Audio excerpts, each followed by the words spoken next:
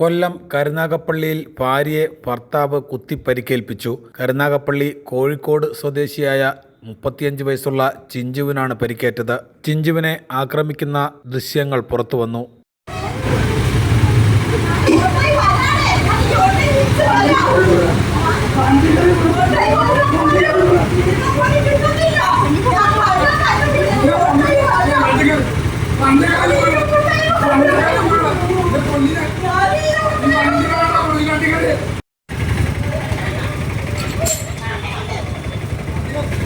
ചിഞ്ചുവിനെ ആക്രമിച്ച പ്രതിയും ഭർത്താവുമായ പ്രശോഭിനെ കരുനാഗപ്പള്ളി പോലീസ് പിടികൂടി. കണ്ണമ്പള്ളി ക്ഷേത്രത്തിനു സമീപം വെച്ച് റോഡിൽ തടഞ്ഞു നിർത്തിയായിരുന്നു ആക്രമണം തടയുന്നതിനിടെ യുവതിയുടെ കൈമുട്ടിന് താഴെ ആഴത്തിൽ മുറിവേറ്റു.